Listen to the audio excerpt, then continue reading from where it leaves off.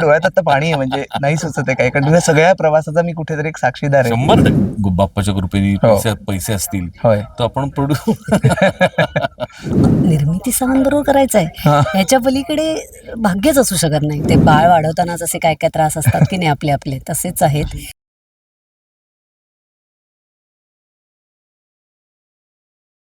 नमस्कार, मी गणेश आचवल, स्वामी कृपा क्रिएशन्स या युट्यूब चॅनलमध्ये तुम्हा सर्वांचं मनपूर्वक स्वागत करतो. अतिशय आनंदाची आणि अभिमानाची गोष्ट जी आपण आपल्या स्वामी कृपा क्रिएशन्समधनं शेअर केलेली आहे. माझा अनेक वर्षांपासूनचा मित्र प्रसाद ओक यांनी केलेले जागतिक विक्रम, त्याबद्दल आपण बोललो आहोत. नसेल बघितलं तर चॅनलला सबस्क्राईब करा, तुम्हाला कळेल. आणि आज पुन्हा एकदा प्रसादशी भेटीचा योग येतोय, सौंदसोबत, मंजिरीसोबत. तर अभिनंदन आधी प्रसादचं प्रत्यक्ष आता इथे करतोय जागतिक विक्रमांबद्दल. खूप खूप धन्यवाद. आणि मला ते सगळं आठवत आहे की तुझा पहिला इंटरव्ह्यू मी घेतलेला शिवाजी मंदिरच्या खाली त्या चहाच्या टपरीवरती, ते मला अजून आठवत आहे. मला डोळ्यात आता पाणी आहे, म्हणजे नाही सुचत आहे काय, कारण तुझ्या सगळ्या प्रवासाचा मी कुठेतरी एक साक्षीदार आहे. 100%. तर ते खूप छान वाटतंय. अभिनंदन. आणि आता मला जाणून घ्यायचं की नाटकाची निर्मिती, ती सुद्धा लाडकी विहीण योजना, तर त्यामध्ये तुम्ही सहभागी झालेला आहात पंचशील एंटरटेनमेंटर्फे. तर तो सगळा प्रोसेस मला ऐकायचा आहे तुमच्या दोघांकडे. बऱ्याच वर्षांपासून स्वप्नील मला एकत्र काम करायचं होतं, पण तसा काही योग येत नव्हता. सुशील सुजितची कथा जेव्हा मला सुचली तेव्हा मी त्याला ऐकवली, त्याला ती आवडली. मग आम्ही सिनेमा लिहायचं ठरवलं. मग सिनेमा लिहून झाला, त्याला तो वाचून दाखवला, त्याला तो आवडला. आणि मग तो आम्हाला असं म्हणाला, मला मंजूला, की आता प्रसाद डिरेक्टर आहे, मी काम ऍक्टर म्हणून करतोय, आपण सिनेमा करतोय, तर आता आपण वेगवेगळ्या प्रोड्युसर्सकडे जाऊन हा सिनेमा पिच करण्यापेक्षा आपणच हा सिनेमा प्रोड्यूस करू. तर आमच्या मनात बरीच वर्ष चाललं होतं, पण असा पुश मिळत नव्हता. तो त्या स्वप्नीलच्या निमित्ताने मिळाला आणि आम्ही कंपनी फॉर्म करायचं ठरवलं. आणि मग त्याच्यात आम्हाला अजून आमचे 2 पार्टनर्स तृप्ती आणि संजय मेमाणे, आणि म्हणून आम्ही पंचशील एंटरटेनमेंट ही कंपनी फॉर्म केली. तर कंपनी फॉर्म करतानाच आम्ही ठरवलं की फक्त चित्रपटापुरती कंपनी मर्यादित ठेवायची नाही. नाटक, वेब, इव्हेंट्स, शॉर्ट फिल्म, सगळ्या माध्यमांमध्ये आपण काम करत राहू.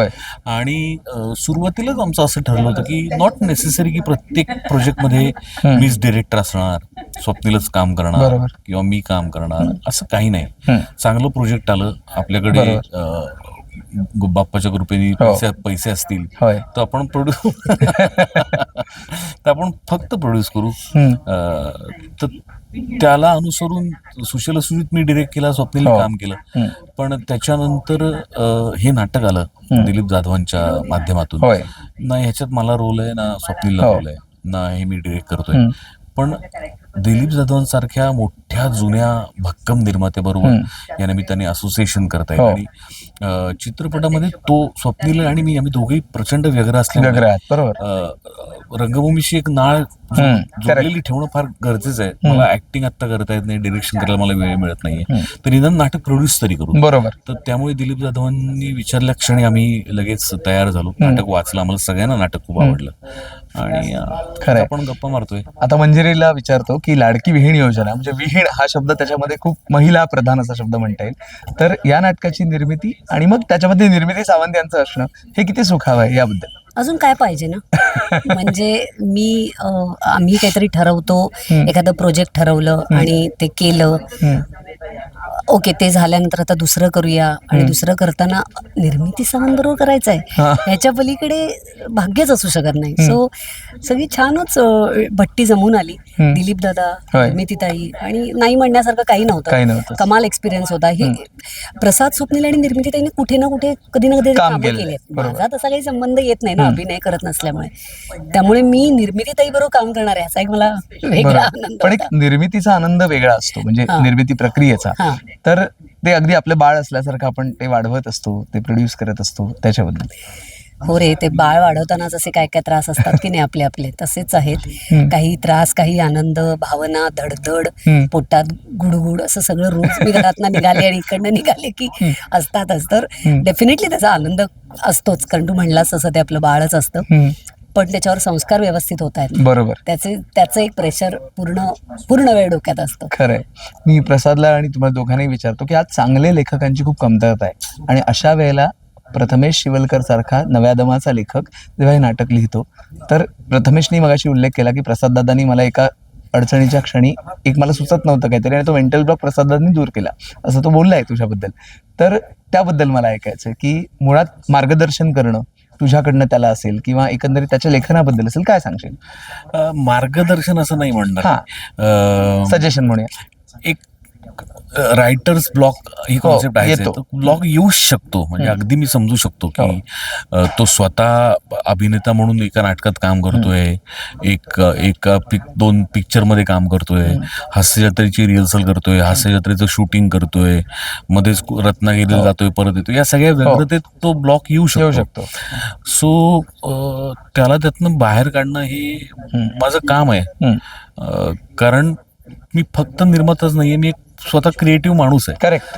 तर मी त्याला असं म्हटलं की मला एक सुचलंय, तुला ते आवडलं नाही तर तू तोंडावर सांग की नाही हे वाईट आहे, पण आवडलं तर आपण ते इम्प्लिमेंट करू. म्हणून मी त्याला मला जे सुचलं ते मी सांगितलं आणि त्यामुळे सगळाच उलगडा होत गेला पुढे. सगळ्या गोष्टी सोप्या झाल्या. ते राजेशला पण आवडलं. अर्थात मी त्याला म्हटलं की दिग्दर्शकाची परवानगी असेल तरच ही कल्पना अंमलात आणू, नाही तर नको.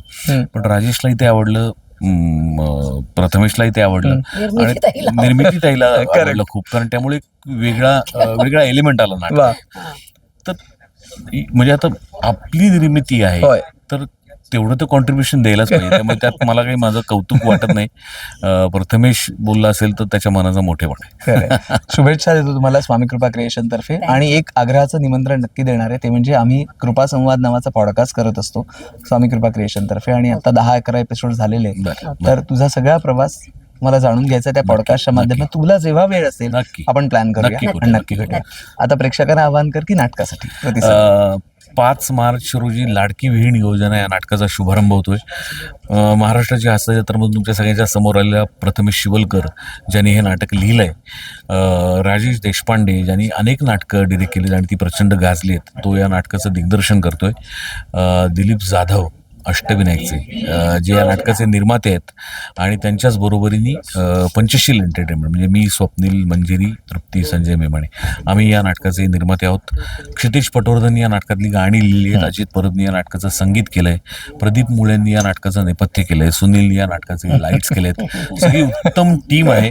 तर मला आणि त्याच्यावर cherry on the cake is निर्मिती सावंत. तर असा एक उत्तम मनोरंजनाचा खजिना तुमच्यासाठी घेऊन येतोय 5 मार्च पासून लाडकी विहीण योजना. तर नक्की हे नाटक बघा आणि तुमच्या प्रतिक्रिया आणि विहिणींना पण घेऊन या, एकत्र बघा. वा, खरंय. शुभेच्छा देऊया आपण आणि लोकांना सांगूया की कमेंट बॉक्समध्ये नाटकाबद्दल अभिप्राय सुद्धा कळवा, व्हिडिओबद्दलचे अभिप्राय कळवा आणि चॅनलला सबस्क्राईब करा. धन्यवाद.